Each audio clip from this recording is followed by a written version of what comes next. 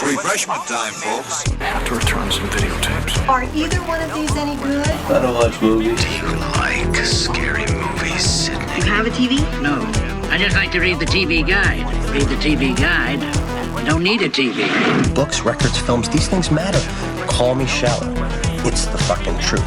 Over 1,600 titles, each for rent at just $2 the first night and only...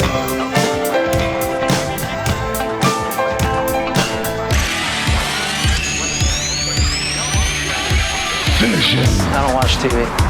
Yeah, but you are aware that there's an invention called television, and on this invention they show shows, right? Tonight on 6 Ed World. Okay, I want channels 18, 24, 63, 109, 87, and the Weather Channel. Welcome to the Frog Brothers Podcast with your hosts, Justin and Alec. Hello, dearie. Welcome to episode 45 of the Frog Brothers Podcast. Hopefully, this doesn't last for 4 years and remind you of Donald Rump, because we'll be done before you know it. So we are doing a video podcast. Some of you will be listening to this, but there is a video version on our YouTube, and if you're watching that, then you already know that. So just a little update there. We have been putting a lot of effort into our YouTube lately, so I do recommend checking that out. There's lots of toy reviews, lots of Ghostbusters Afterlife news, that kind of stuff. What's going on over there? You fixing your pop filter? My pop filter's falling. So, this is my birthday episode. So happy birthday, fucking birthday, you old piece of dog shit. Yeah, I'm turning 30 this week. Oh, shit. So he's at that stage of dog shit, you know, where it's like dry and gray and crumbly? Basically. Do you have a white or gray pube yet? No, mine's like, I was diarrhea when I came out, so, you know, it just flattened in. I'm kind of absorbed into the earth at this point. I'm one with nature. What? We're talking about him being dog shit, you dumb bastard, Oh. and you try to change the subject to pubic hair. What the fuck are you talking about pubic hair for, Nick? Because he's turning 30, getting old. So, I don't have any gray hairs yet. That's because yours is red. Does red hair turn white or gray? Yes. Welcome to Earth. If you just look at Mommy's dad. I didn't feel old until I got a white pube. And by Mommy, I mean Bryce Dallas Howard. Yes. Her papa got some grays. And the top of my hair is brown anyway, so don't be a hater. Your pubes are probably red, though. Wouldn't you like to know? Onlyfans.com you say they were? /Nick's Open Mouth. I think you said they were. So. Off the rails to, really wait. fast. Why does that OnlyFans page have your pubes on it? Nick's Open Mouth? How else are you supposed to floss? Nick's back in person. He wasn't here with us last week. I couldn't tell if you were saying that your penis is small enough that he can floss with it, but then I realized, I guess you're talking about your pubes. Yeah. Yes, no. You know what we could do, though? We could make a video where, you know the magnetic thing where you put hair on people? What's that thing called? Woolly Willy? We could do that with your head. We could put super glue on your head and shave our pubes of it, and you can have hair. Yeah, you can stop being bald again. Man, you know what your hairline reminds me of? I mean, I shave it. Reminds me of the Civil War and how far back it was receding. Yes. Sorry, that was mean. You'd have no control over your hair growth. Or not growth, for that matter. I still have most of it. I imagine that means his pubes look like Osama bin Laden. No, he probably shaves everything but his asshole. I don't have that many white hairs. Oh, well, I'm just saying, your pubes drag like a wizard's beard. Oh. That's what I'm picturing right now, is you get down there and you'd be like, oh, did you pull the sword from the stone? And that kind of shit. Hells yeah. So, Godzilla vs. Kong. Fuck yeah, dude. That trailer was badass. I'm excited. Yeah. The only thing I didn't like, which I was glad to hear that other people didn't like also, was the music about halfway through the trailer. That was pretty bad. I'm hoping that's just trailer music. Lots of times they don't have the full score composition done, but this movie's been done for so long, who knows? Why? What's the music? It's just really bad. Is it action-y or? No, it's no, it's not the score. It's like I don't know what it is, but it's bad. It's like a song, you know. They put a Lenny Kravitz song in it? American Woman. Yeah, it's probably I wanna something fly like that. away. No, Will Smith did it. So it's like Godzilla. Basically like his old Men in Black theme song and then the Wild Wild West. Wiki, wiki, wiki, Wild Wild West. And I'm Will Smith. Yeah, I'm surprised you didn't pick Wild Wild West this week. No, the thing is, I'm in 50% of control of this podcast, so I could pick that any week. Yeah, we don't have to just celebrate his birthday for that. That's why I didn't put too much stress into these movies that I picked this week. I was like, I'll just pick some ones. So we picked some fun ones. You got some good choices there. Yeah, 2 movies I hadn't seen. Well, there you go. We exposed you. Exposed you. You've been exposed, young I man. expose you.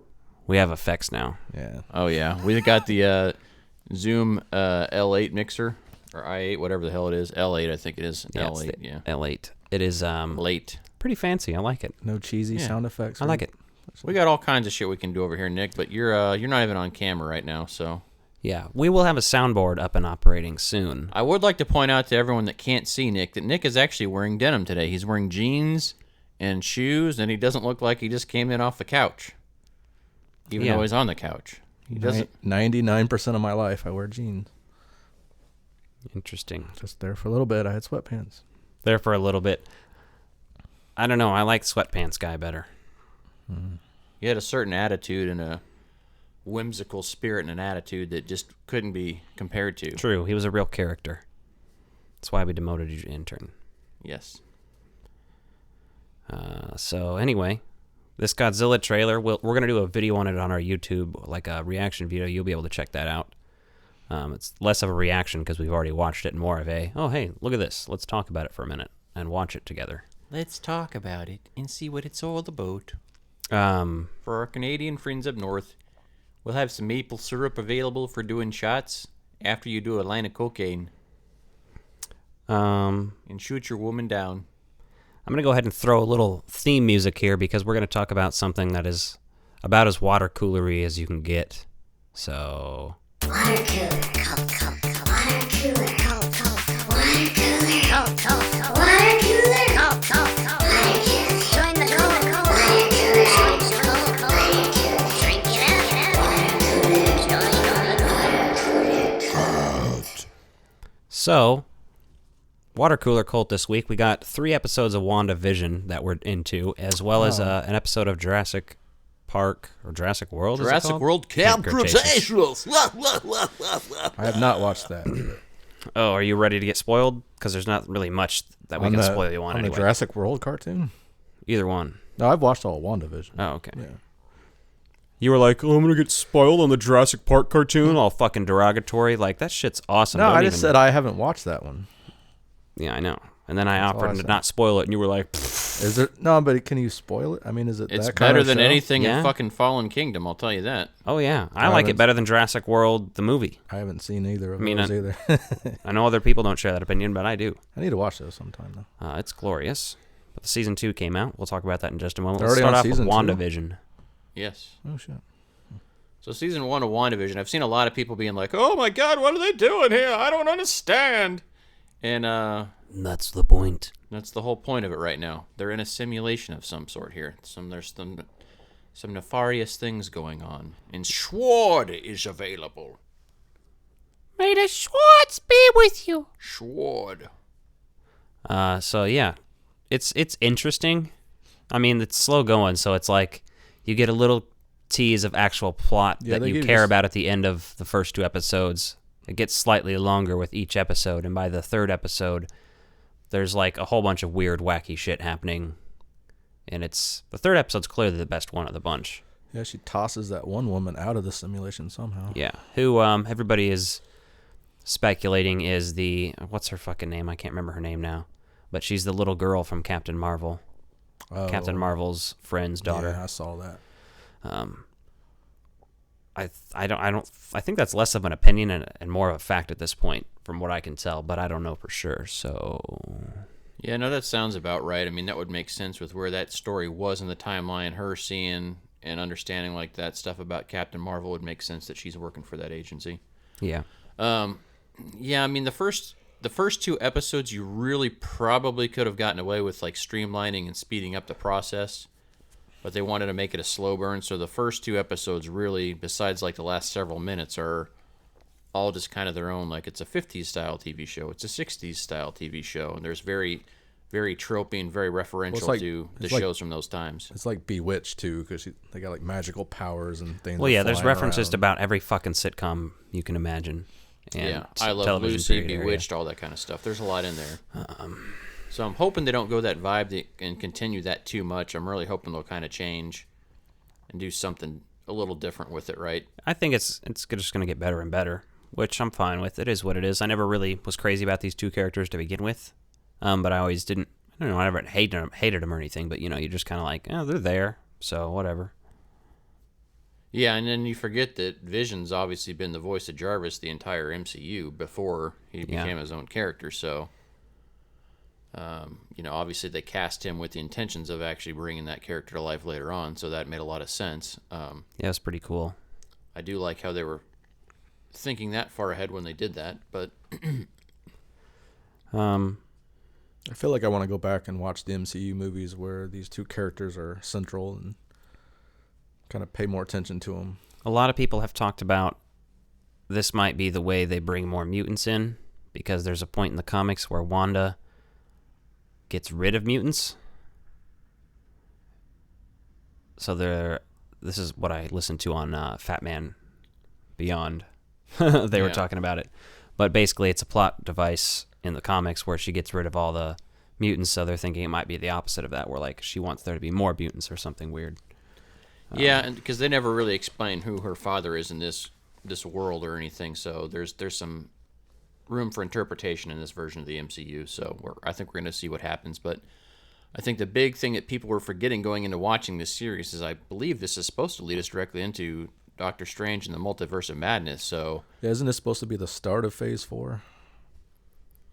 Wandavision? Yeah, because technically the Spider-Man sequel is the last film in Phase 3. In the other phase, so I mean it's been delayed, but I think we're in a good spot. And when you start thinking about what this is building up and leading up to, I think it's going to make a lot more sense of what we're going to see. I mean, it seems kind of silly in concept. You're like, how many episodes is this going to be? And then you start watching it, and it starts to make more sense. So we're 3 episodes in, and it's like, okay, it's building up some pacing stuff. There 8? Is there supposed to be 8 or 10? Or? I honestly haven't seen a count anywhere. I don't think they have a count. Most people assume it's 8 or 10 though, but we'll just have to see. There's not a lot to say about what's been done in these episodes so far, unless you're a super well versed in the comics. And I can only talk about what I've read about the comics. From what I've read, which is ridiculous. There's little bits from other comic stories in WandaVision, but the overall story itself isn't in a comic. Yeah. Like the twins are in a comic. She has twins with Vision in a comic, and then they end up being unmade because they were made by a fictional reality. That's in the comics, so that's likely to happen. A lot of people have speculated that might lead to Wanda breaking some sort of barrier between multiverses and stuff too. Yes, I think that's kind of like where this is really getting ready to go. So it's fascinating. I think once you're able to sit back and rewatch these first couple episodes, it'll really make a huge difference of how we're viewing them now versus later. For sure. So, and it's definitely growing on me. By episode 3, I'm a lot more into it. The first 2 episodes weren't terrible, but it was like, okay, they're not really. They're just referencing pop culture at this point for me, and previous pop culture, and where we've been. So it makes sense that you've got to do that to show where you're going as well. So yeah, no, I get that.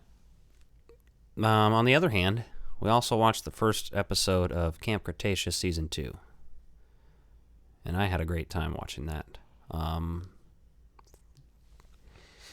Halfway through the episode, it got a lot better, though, I would say, because the first half I was kind of like, I think they were just trying to get people back into it a little bit.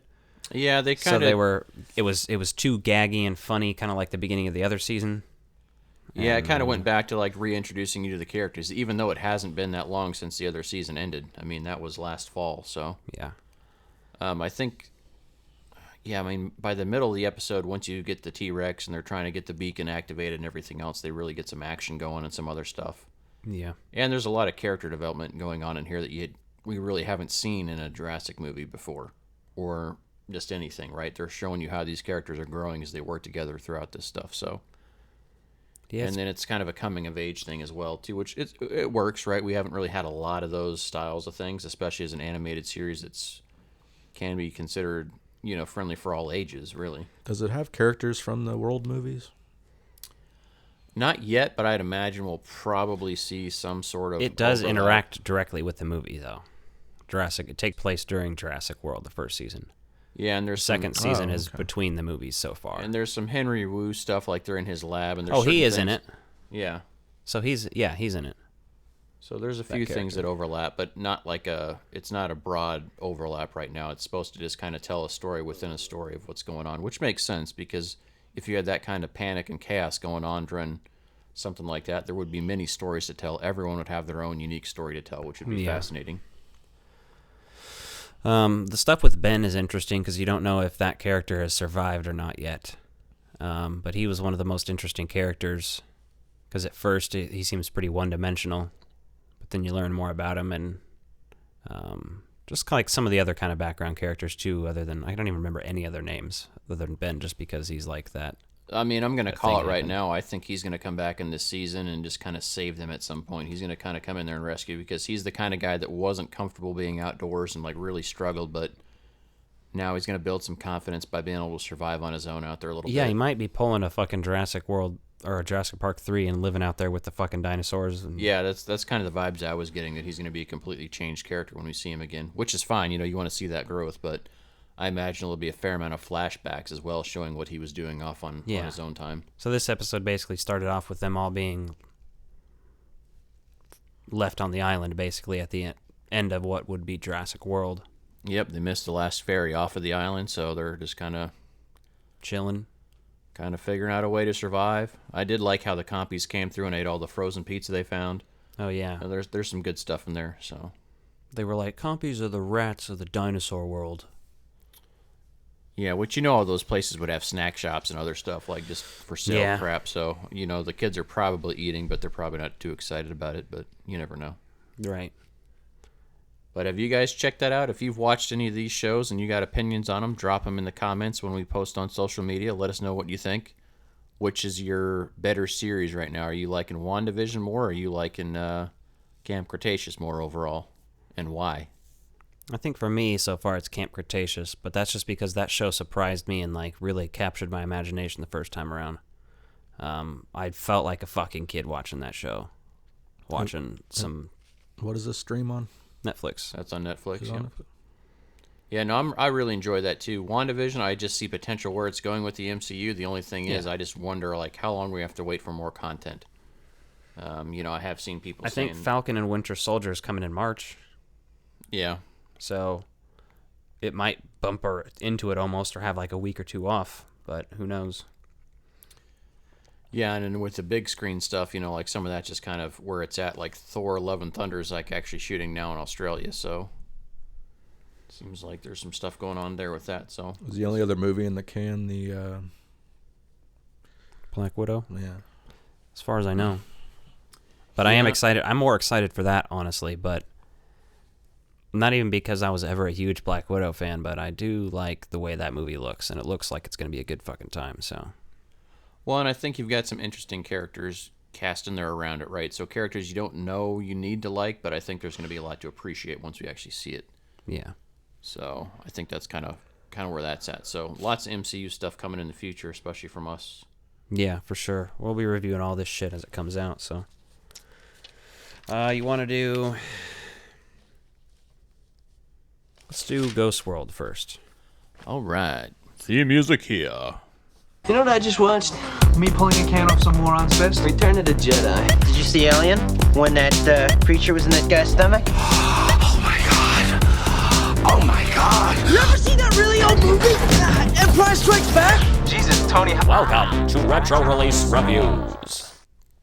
So, we're talking Ghost World from 2001. I only saw this movie about 5 or 6 years ago for the first time. When did you see this one? I rented it when it came out on DVD back in the day, so I think I probably rented it from a Blockbuster. I saw it a couple days ago. The first time, huh? Mm-hmm. Oh, we popped your and there's your no Ghost World there's card. no ghosts in it. I figured you would be like, what the fuck? Why is this called Ghost World? Nick doesn't understand any films. No, He's I like more of a kind of a sci-fi and action kind of a guy. There's nothing wrong with that, but I was kidding. I didn't expect. if you want to be ghosts. fucking cultured and educated, you can keep hanging out with us, and hopefully by the end of the century, we'll have you whipped up. I like a lot of diverse films, and I wanted to. I don't think I've ever heard of this. We've kind of gone through, yeah, it's a cult film. We've kind of gone through phases of what kind of movies we talk about sometimes, and we always want to circle back around to getting back to other stuff, and these have been on the list of what I want to talk about for a long time, so I was just like, let's fucking just do these. Like, I think they match well enough in tone. Like, they don't match, but they're not so far apart that it's just fucking, like, weird, you know, so. They're both thought-provoking. They're both very funny, but they're not comedies, you know? Yeah. Ghost World's definitely more of like, oh, I could watch this without feeling terrible. Yeah, it's way more lighthearted, so we'll talk about River's Edge later, but yeah, so Ghost World, what were your thoughts? How did you come across this, Alec? I was dating a guy that got the DVD of this from Joe Wooly Namath. No, I was dating a girl who showed this to me, though, because she knew I liked Twin Peaks, and she was like, oh, this is kind of like Twin Peaks, and I was like, who? She knew I liked Crispin Glover, so she showed it to me, and then I fucking loved it. Wait, what? We're talking about Ghost World? Yes. She actually showed me both of these movies, now that I think about it. That's actually kind of fucked up. Well, she lingered with you, didn't she? She had good film taste, but she also wanted me to get a vasectomy. It's like, I won't name names or anything, and I won't go into it, but this was one of those people who was not good for me. Clearly. You were not very good for me. You know that, right? Anyway, enough with the Ghostbusters 2 quotes. We'll talk about Ghost World here. Thora Birch, Scarlett Johansson, Steve Buscemi. Quite the Crispin cast Glover's dad. What? Crispin Glover's dad is the guy in the wheelchair. Huh. His real life dad. Yeah. Oh, that's interesting. How bizarre. How bizarre.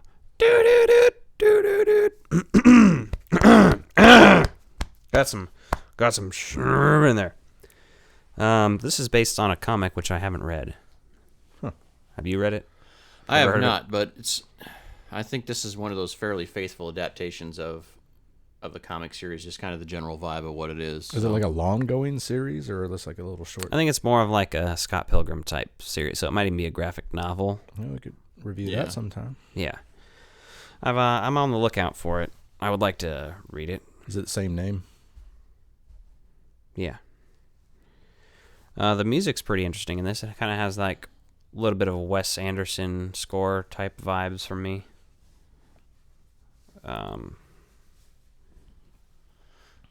Yeah, I mean, I like the music in there. It's kind of subdued, especially for the time, right? You don't really... It doesn't stick out in like a crazy way. It's not over the top. It really fits the mood of the indie film and works well for it.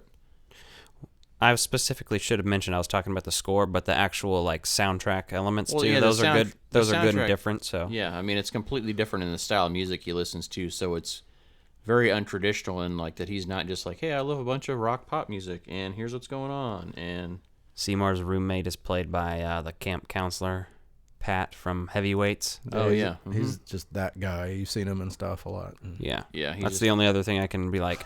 He just fucking rips ass when he's in the middle of talking about it. So it came out of nowhere, and I was like, fuck. It's like it's hard to pull off a fart and make it funny. They did a pretty good job. I mean, that may not even been planned, right? Who knows? I mean, could be, could not be. So I love the guy with the mullet who comes into the gas station without his shirt on. Oh yeah. Shit. Oh, and the nunchucks. Yeah, that dude's fucking nuts. Like chugging beers in the parking lot and shit. Which they kind of set up just to show him later on, like at the kind of the breakdown. There goes my voice cracking finally. Woohoo! You need a soundboard for that. Like a G-Scoob. Oh. And then the gas station owners, well, you guys don't like Seinfeld, but yeah. Fuck Seinfeld. Get out of here with that shit. I declare now, fuck Seinfeld. Fuck Jerry Seinfeld in his little butthole. That was God himself, ladies and gentlemen. Alec appearing as God himself. Yes. I may eventually appear as Satan, but we'll get to that day when we come there. This movie, I feel, kind of really has those Napoleon Dynamite vibes as well, because you're just kind of seeing like the day in the life of a young person, right? And it's not like super over the top or super crazy for most of the movie, right? So there's a lot of things in there you could get without, but... Well, yeah, it reminds me of stuff like Juno, like yeah, a Jason Reitman type film like that. Yeah, like, just telling an actual story about people like that doesn't have like some crazy over-the-top conflict resolution. I mean, you're basically dealing with a depressed teenager graduated high school. I like movies where they're not afraid to show the flaws of their characters too. Like, not everybody's perfect, and you're still allowed to like these characters and care about them, even though some of them are making questionable decisions and doing. In the resolution, things. She just leaves town. Well, yeah, I mean, she says that's her dream there. Like, her dream is to just disappear and start over. So, I mean, that's kind of a unique thing anyhow.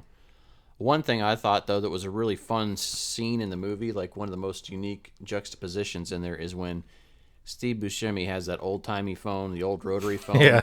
and he's calling her, and she's got, like, obviously a newer phone with some lights and shit in it, which is kind of funny just to see, like, that, you know, those two put up next to each other in that scene, and I was like, oh, that's kind of neat, because, like, they've got a connection, but it's so bizarre and so removed that, like... And he's, like, 25 years older than her. Yeah, that you're getting someone using this old technology because he cherishes that stuff. Which, again, reminds me of Juno, because the older man and the younger woman kind of thing going on there. I mean, in this one, like, clearly they end up sleeping together. Oh, yeah. Which... obviously, they don't make graphic. They just kind of show the aftermath after they share a bottle of sparkling wine or whatever it is. So, Thora Birch, huh? She thick. He likes them big titty goth girls. Yeah, I'm all about her in this movie. I can't help it. I mean, what do you want me to say? People watch movies and think people are attractive all the time, so there's no shame here. I'm just saying...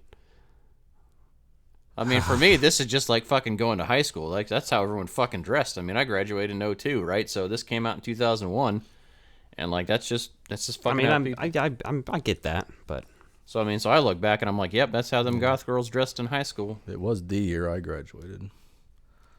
You old fucking piece of shit. I'm old. I'm going to die soon. You're 30. Will you change my diaper? Okay, Grandpa. And so he just ignores us and looks at his phone. Yep, typical. I was looking at What about the guy on the bench? That's pretty interesting. The guy on the bench, I like how he's recurring there, and he's just kind of like that subtle part of the movie that allows her to move on. And I think like that's really what she sees, is that when she sees that he's able to move on to something else, that like that kind of opens up the doorway for her to do that. Well, he was like the one person she could rely on. Or exactly. She said, and so once she can't rely on him anymore, I mean, then she's free to be herself and free to move on. So, I mean, I think that was more subtle significance there. And he's just another whimsical, I wouldn't say whimsical, he's just one of those weirdos that you see in a movie like that, right? Because you don't know if he's homeless or if he's just hanging out there, right? There's a lot of things you don't really... Yeah, and was the bus line not running? And how long did he sit there? Was he there, like, every day? Yeah, I mean, they passed him all the time and had conversations with him, got to know him. Maybe the bus just decided that day they're just going to pick him up. And the other thing about this movie, it's very feasible for what happened. The way, Enid and Rebecca, like, set up Seymour to go on this, like, fake blind date and then stand him up, and then they follow him back and see what he's into, and then, like, develop an interest there based on that, which is... This is funny to me because you said Enid. Enid? Enid is her name? Oh, Enid. I think you had forgotten how it's pronounced, and you probably wrote it down from, like, doing some research beforehand. Yeah, I did. Enid. I didn't take notes while I was watching, so yeah, took neither notes did I. after. No, I always liked this since I watched it, and I went and purchased it. I do have a copy of it. I'd like to get this one on VHS as well. It's good though. If you haven't seen this one and you like movies like Juno or, Rushmore. Stuff like that is kind of where it fits in with me. Yeah, and that's kind of similar. I mean, especially Rushmore really feels very similar. Certain vibes, just the time of the movies being shot right. This is really before they started going digital, so these were shot on film. They really have an indie film quality to them, the storytelling. And it's free on Tubi and Pluto if you don't want to pay for it and want to check it out. Yeah, check out Tubi. Tubi's actually fucking underrated as shit. Yeah, we've seen a lot of content on Tubi here in the last, month? Alf? Yeah. Alf is on fucking Tubi. Not that I don't own all of that series, but, come on. Yeah, Alf went from Vudu to Tubi. So I think it's on IMDb. So and it was on Hulu before that. Mm-hmm. So that's Ghost World. Next up, we are going to do... Top 5. Top 5. Top 5. Top 5. Top 5. Top 5. Top 5. Top 5. Top 5. Top 5. This is Top 5. This is Top 5. Top 5 films of 1991. So Alec over here was born in 1991, so we figured, what's the top 5 films from 1991? And guess what? I'm old! A lot of good ones. It's not a VCR tape, VHS of you being born. I'll tell you that. That didn't make the top 5. That'd be fucked up. I hope to God our parents didn't actually do that. I don't think so. Good. That'd be fucking scary. The only person that'd be fucked up enough to probably take a video camera into a live birth like that would probably be our grandfather. Oh, God. That's, Do people do that, or is that just on movies? No, there's, legit people that are into that sort of thing. Now with phones, I'm sure they definitely do with those giant handheld... Oof. So, I'm not going first since it's my birthday. That should mean you do go first. Nick, you're number fucking 5. What's your 5? Dutch. I knew that was going to make this motherfucker's list as soon as I saw that dog shit on this list. When you were outside, we were bouncing a few movie names off each other here. Just stuff I didn't put on my list. I was like, oh, hey, Dutch is on there, and his fucking eyes lit up like a fucking I'd already seen it. Flying pile of shit. I was like, yeah. That's accurate. He was so excited. It'll happen one day, because there's only so many Thanksgiving movies. If Alec ever calls in sick around Thanksgiving, Nick and I can just do our There's always Dutch so many review. Thanksgiving movies. There's only so many. Calls in sick. I'll just watch any movie that takes place anywhere near November. So, election movies and shit like that would be pertinent as well. I think we exhausted the good election movies. As ones that are dramas, I'm not necessarily into. My Fellow Americans. We could watch a JFK. Wag the Dog. From 1991. Not that that's on my list. That was on there, yeah. But I just wanted to bring it home. Justin, number 5. My number 5 is My Girl. That's actually a pretty good coming-of-age story. I just remember it as you deal with existential crisis and all that kind of shit. You look back on the movies that influenced you, and seeing Macaulay Culkin's character die in that movie, just stays with you. That whole fucking sequence in that movie is burned into my fucking mind. I did watch that a lot as a kid, and that'd probably be 6 or 7 on my list if it was a top 10. The other thing is Dan Aykroyd is obviously the girl's dad, and he works at the funeral parlor, and so there's a lot of things in there that it's very existential, and it's designed to help you overcome death and loss, and it's also an interesting, unique story for the time. So, that's my number 5, 1991. That was almost on my list. It was so hard not to include it because that is a good movie. When you're a kid, you can watch it, and a lot more women like that movie, I'd say, than men, just on average. But that movie is fucking.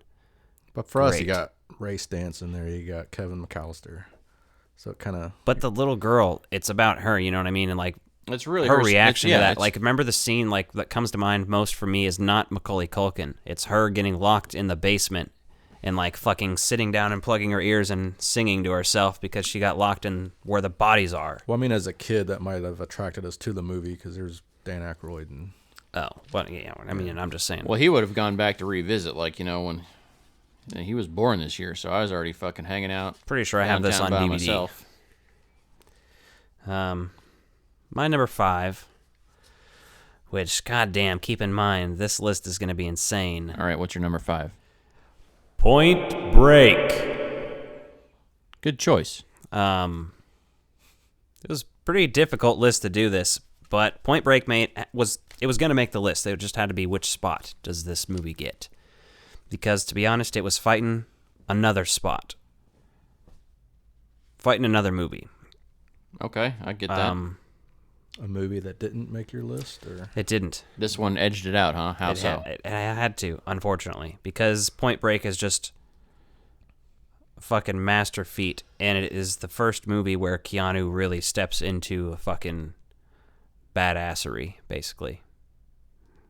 I could get that. Yeah, makes sense. He's not as dumb kid. Yeah, teenager. Well, he just shows you he how still does a versatile surfer he voice, is. but yeah, he's still doing the surfer voice. But this is the first where he shows a lot of true depth, where he's actually allowed to show his depth. Yeah. So that's my number 5. He ended up having more depth in River's Edge than I was expecting, but we'll talk about that later. Yeah, we'll circle back. Yeah. All right, Nick, number 4. Nothing But Trouble. That's the only movie Dan Aykroyd was ever allowed to direct for a fucking reason, you sick bastard.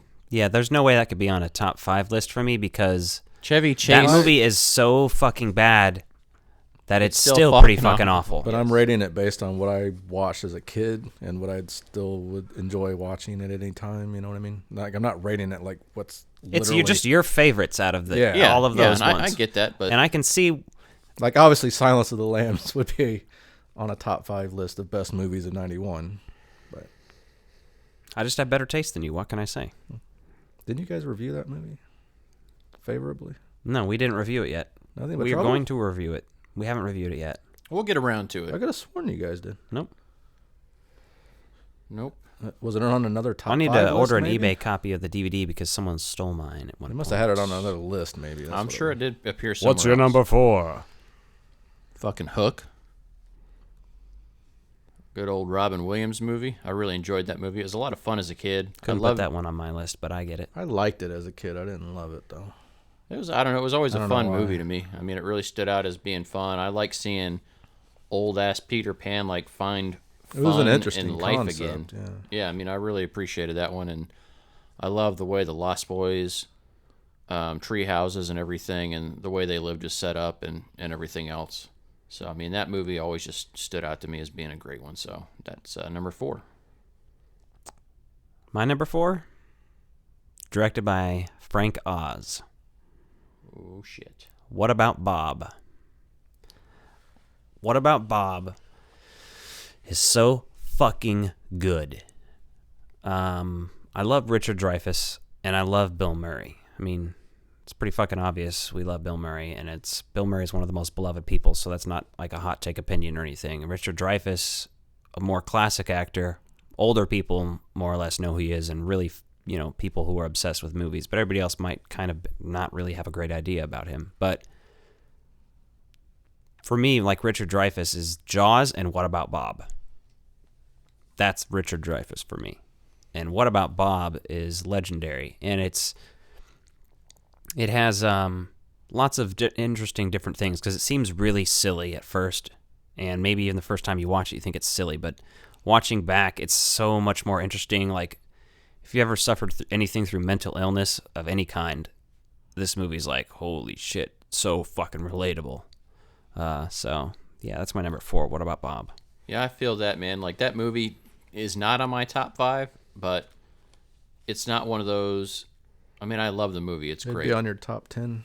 It was close to being my number 1. For sure. Just because the fact that I didn't appreciate that movie as a kid, and so that was a movie that, you had to watch as, like, I honestly avoided that movie for a long time because I didn't really get it as a kid, right? There's a lot of mental illness you're overcoming through, and, like, someone trying to heal themselves, like, drives somebody else fucking nuts. Like, a lot of that, like you said, just makes so much more sense now and is so fucking funny to watch it, but I just don't have that nostalgic tie to it, so I guess kind of kept it off there just because I don't rewatch that as much as you probably would think I would as a Bill Murray fan. But that's just me. I watched it a lot as a kid, but just Bill Murray. So. What's your number 3? Don't Tell Mom the Babysitter's Dead. That's a good number 3. I watched that a lot. My sister loved it a lot. So 3. It's one of those movies that's on HBO or Cinemax or whatever constantly when got Christina Applegate. Yep. What do you think about at school? I just turn down the volume and think about fucking Christina Applegate.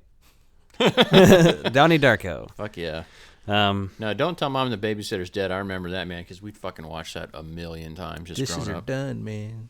Yeah. Dishes are that done, fucking man. Clown dog, whatever. Yeah, when he feeds the whole family with the clown dog things. Yeah, that's like another good one. I think a lot of women love that one, but I think just anyone that grew up in that time frame probably saw it all the time. Mm-hmm. They played it over and over again. I haven't seen that one since I was a kid, I don't think. That's one it's hard to go back and revisit just because you watch it and you're like, this is kind of trash now, but nostalgia value feels good. Yeah, I didn't even write it down, to be honest. The old lady, the babysitter that dies, is the woman that comes out of her apartment in Ghostbusters and is scared of the terror dog when it's chasing Lewis. Nice. That's awesome. That's a fun fact. Yeah, that made my honorable mentions list, but it's not on my top 5. I'll tell you that. What's your number 3? Point Break. Which is interesting because, like I said before, until I'd heard Craig from YHS talk about this, I'd never seen it. And then I watched that movie now, and I feel like I could watch that movie. You didn't watch it a lot as a kid?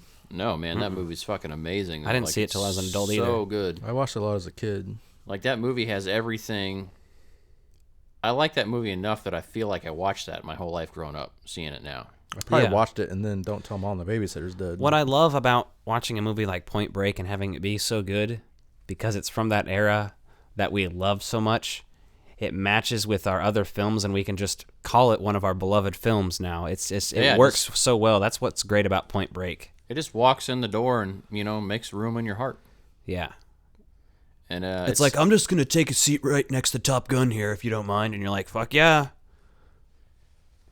Yeah, I mean, I love, Keanu Reeves is great in that. Gary Busey is entertaining as fuck.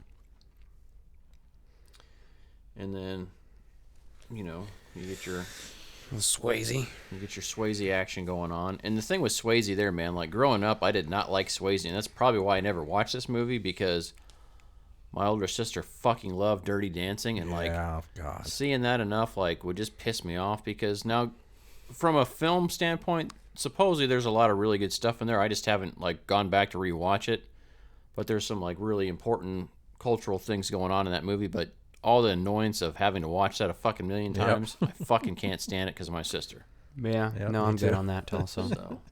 So seeing Swayze in a movie like this, you're like, God damn, I see what the hype's all about. You understand, where all that's coming from.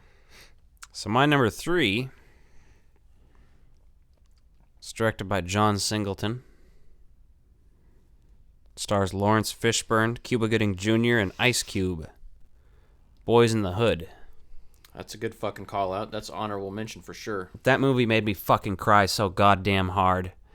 And it's just like, I mean, what can you say as a white person watching that movie other than fucking A, man? That would be a white person thing to say. Yeah. That's a great fucking movie, though. If you haven't seen that movie, go watch it and get a box of tissues. The only other thing that's about as sad as that is that Christmas Alf special. Because that movie's fucking tragic and just, unfair, and it just kind of pisses you off a little bit, too, because of the injustice. But, hey, it's a great fucking movie, and you should watch it. It's excellent. And I didn't watch that one until I was an adult, either, which is probably good. Yeah, I'm sure that probably made a huge difference in perception of it and knowing really what's going on and appreciating it. It's I think this movie and American History X should be fucking shown to people, in tandem. I think they fit. I love American History X. Yeah. Yeah, I love the fucking story of redemption in that, and showing you don't have to be a fuck up and you can change. I think I like this better than that one, but I do love them both. Yeah. So. What's your number 2, Nick? Star Trek VI: The Undiscovered Country. I'm a big Star Trek fan. The last movie for the original cast. Nick's list is like the bargain bin at the fucking local. It's not. Local. Can I ask you a serious question? What's it like to pay for sex? I'm just kidding. They know what they're doing. That's. There you go. God damn, you got a good answer there. Maybe I should ask you more asinine shit more often. I like that. They leave afterwards. You don't have to fucking talk. You pay them to leave? No, they just leave after the time's up. Don't you leave? Not if they come to your hotel. What kind of How expensive? Which grade are you going? Like A, B, or C? Do you go to hookers' houses? If you go to you go to a hooker's hotel. That's like the cheap one, right? Doesn't have to be their hotel. I'm not an expert in this stuff. I don't know, man. You tell me. How does it usually work? I don't know. I think they can come to your hotel though. It's actually I think it costs more if you go to their place or their because they got to pay for the room. I don't know. Alrighty. Okay, so you went way farther with that than I thought. Okay. So his number 2 is Star Trek. What's your number 2? Nothing wrong with that. No, I'm not saying there is, but it's just like it's a great movie. I can't relate to your list at all. Okay. That's all I'm pointing out. Yeah. It's fine, and it's not even like I hate it. You're a youngin'. I don't think those are bad movies at all. I think that they're just nowhere near as good as the movies I wrote down. But that's just, why we make these lists for all of us. So I did a back-to-back Keanu Reeves here, Bill and Ted's Bogus Journey. Because growing up, that was a fucking great movie, man. So much fun. Star Trek 6 is better than that movie. You're just trying to trigger me over here. Yeah, he's just mad. I've never even seen Star Trek 6, so I can't make an argument on that. So as an atheist, we'll watch it. As an atheist, I always look back at the films about existentialism, about death, coping with death, dealing with death, and this movie does it in a fucking hilarious way that kind of takes away the edge of that a little bit. So I got a kick out of that. The edge of dying? Yeah, just the uncertainty of it, some of that kind of shit. It's just fucking silly. Like you're playing board games of death, you're like, oh, maybe that's not so bad after all. Like, can I do that and come back? He's going to be at Crypticon. Yeah. Death. Assuming it happens. Yeah. Wasn't he scheduled last year? He sure was. Yeah. What's your number 2, Alec? Terminator 2. Judgment Day. Yeah. Because you told me to. You just can't. Yeah, so I don't think I have to explain why that's number 2. It's Terminator 2. You have to explain why it's not number 1. When did you first see that movie? Do you remember? Like a first viewing of that movie? I don't remember a first viewing of that movie, no. Did you hear it from the womb? My mom liked the Terminator movies a lot, so I saw those. What month did that come out? Well, you were born in January, so yeah, you probably predate that. Yeah. No, my mom showed this to me for sure. I just don't remember the exact first viewing of it. I just remember always having seen it. But I do remember watching it with her on like cable anytime it came on. Eventually I made my parents buy the VHS box set of the first 2 movies, which I still have to this day. What's your number 1? Terminator 2. Mm-hmm. That's my number 1 as well. It's probably the movie I'd be able to watch the most of. But I got to watch the first one right beforehand. I've seen the movie so many times, and it always holds up. I remember seeing this at the drive-in with our family. Alec was a baby, which is another great reason we'd go to the drive-in, because you could take a baby to the drive-in, they just fucking sleep. So little woodchuck over here is probably sleeping away when we watched it. So that's the first time he watched it. He listened to it. It got in his subconscious while he's sleeping. Yeah. Probably helps him fall asleep now. There He's you like, go. Fuck you, asshole. Number 1, The Doors. No, I'm just kidding. I was going to say, I'm going to fucking throw punch you, because that movie, as much as I want to like it, is hot, flaming garbage. Is it? Hot Shots. That's your number 1? No. Bogus Journey's not on your list? Freddy's Dead. That's gone. No, I'm just kidding. I knew you were still joking. He's just going down this fucking list of honorable mentions is all he's doing. No, those are actually ones that were written down here. See, this is interesting. It is Silence of the Lambs. Do you know how hard it was for me not to put Bill and Ted on this fucking list? That's what was fighting. It was like, I can only do one Keanu. Oh, okay. Bill and Ted or Point Break. And I had to go with, like, what is more of a real fucking actual masterpiece of film? It's like... Yeah, I mean, if we're going to rate it like that would I had be to. my number I just 1 had to too. credit Point Break a little bit better than... But that's just something I watch every few years, you know. I watch that all the fucking time. Yeah, see, I don't. I mean, not to say that's not a slight, but yeah. I started watching it a couple years ago, and I've seen it like 6 times already. 7 times, maybe. I don't know. So honorable mentions, and we may as well mention them. I do have a long list here. We already talked about Bill and Ted's Bogus Journey. There's also Naked Lunch, which we haven't watched yet, but we are going to review on this podcast. That's a fucked up movie. Drop Dead Fred, which we also reviewed, and again, this one was so hard to keep off my top 5. Yeah, I thought that was going to be on one of your two's list. Then. It wouldn't be on his. It'd be on mine, though. But again, there's just too many, like, what am I going to do? Take off Terminator 2 and put Drop Dead Fred? No. Addams Family was pretty close for me, too. Yeah. People Under the Stairs. I didn't see that on the list, or I might have considered it. Yeah, that's on there. Barton Fink. Yeah, I saw that. Have you seen that? The movie? Know. That movie's fucking great, especially if you like anything creative. It's about filmmaking. I don't like anything creative. Child's Play 3? I wrote it down because it's like, I like, that it came out that year is all. One of the honorable mentions I had was The Last Boy Scout. That movie opens up with some fucked up stuff, man. Like, that movie opens up with a football player going down and just fucking shooting people on field, and like you start to realize like there's way more going on in that, and it's actually a really fucking good movie.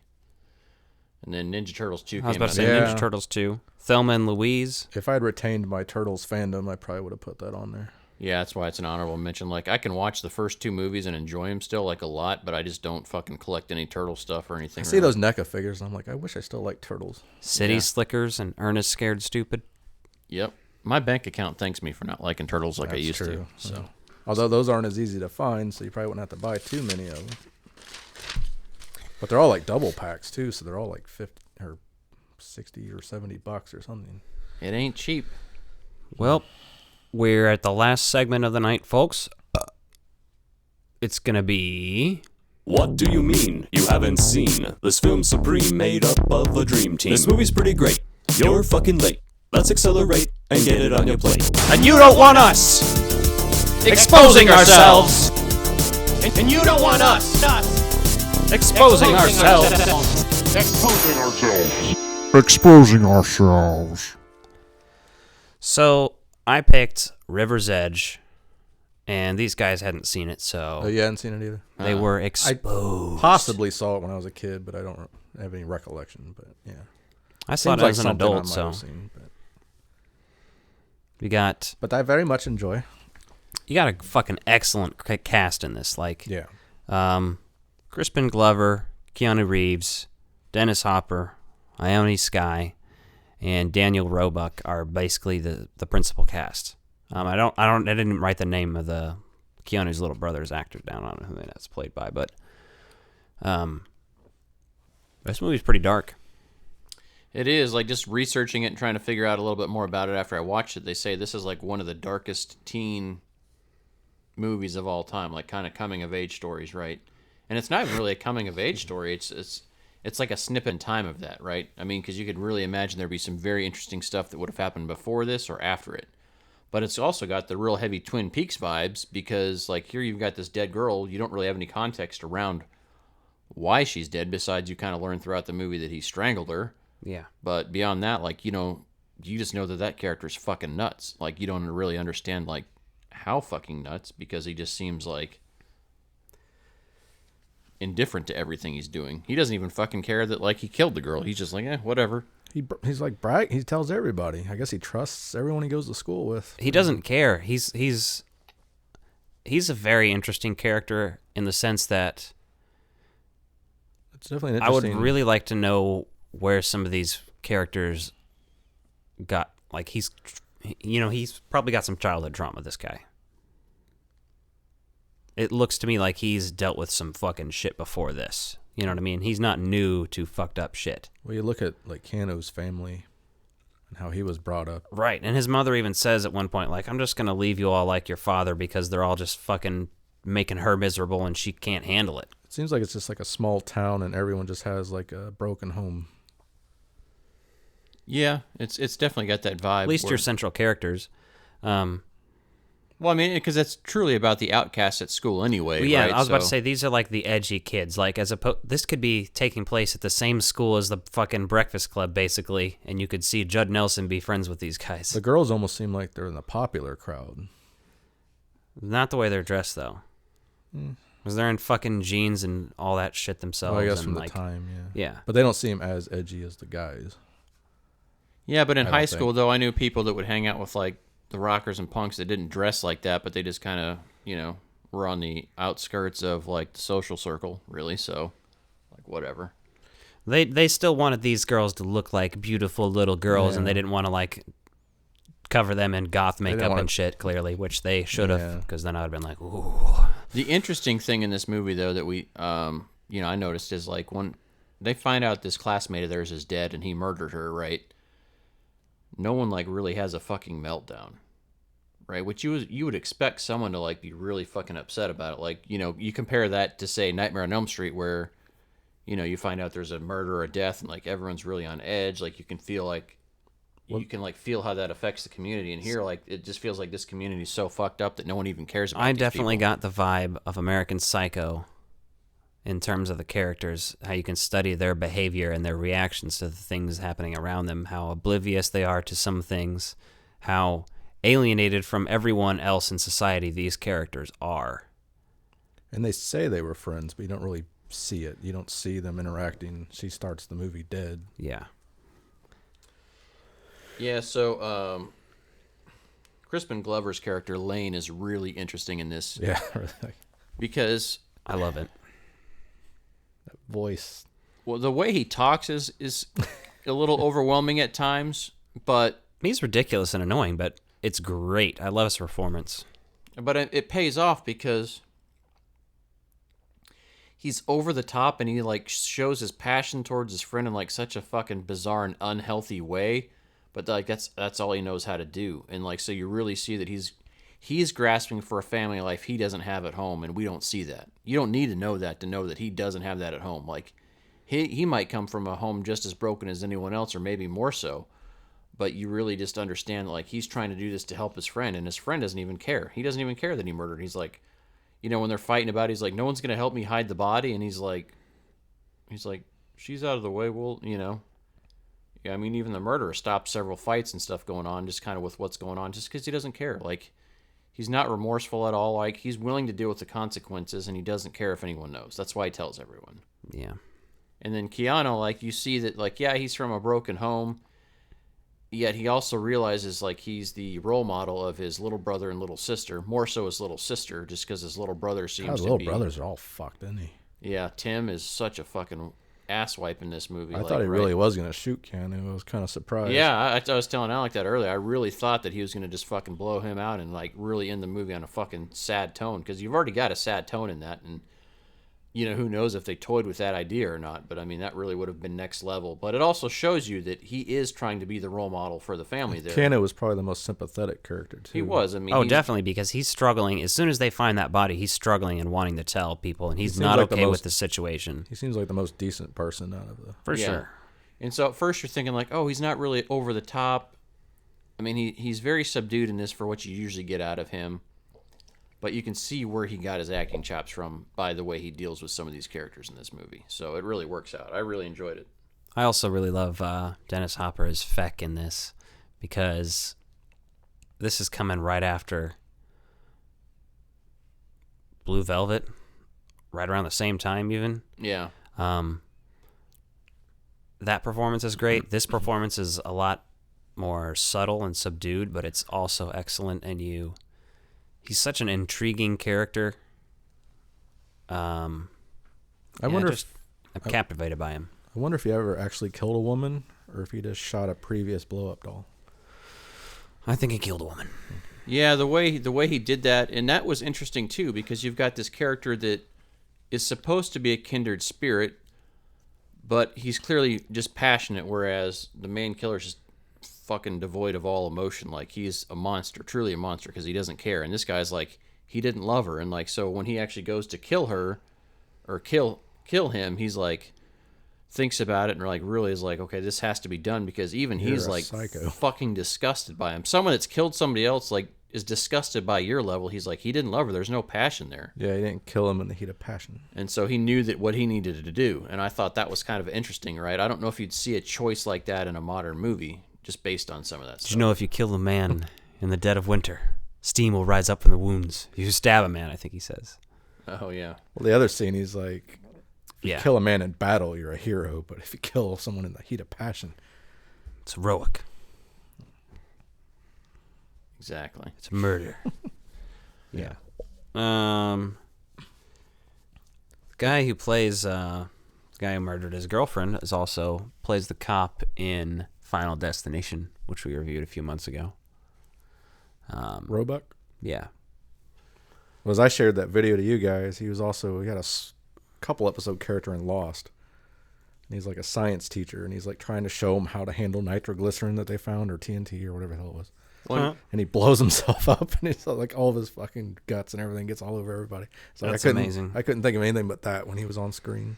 Nice. I don't remember that, but so there's a lot of good stuff. There's a lot of subtlety in this movie. I mean, really, you're just seeing the broken home and like the ongoing issues with the boyfriend, and like Keanu really trying to find a way, because he's an anti-hero in this, right? Like, he just has a guilty conscience about what he's witnessed and like wants it to be right, but he doesn't want to go out of his way and like completely change who his character is. So like you see him having that internal struggle there. And then Crispin Glover, man, like he just gets crazier and crazier as the movie goes on, just like holding out hope to like make this fucking bizarre situation into a lifetime family for himself with his friends, right? And that was kind of interesting just because he's really emotionally upset about what's going on and his friends not wanting to help out. Like, he's fucking losing his shit too. Yeah. Do you know who was almost cast in this movie? In which role? Tim. Who's that? That's the thing, I don't know. Is that the younger brother? Uh-huh. Yeah, Tim's the younger brother. One of our people. One of our people. And by our people, I mean someone from the Lost Boys cast. Oh, Corey Feldman? Or Jameson Newlander? Corey Haim.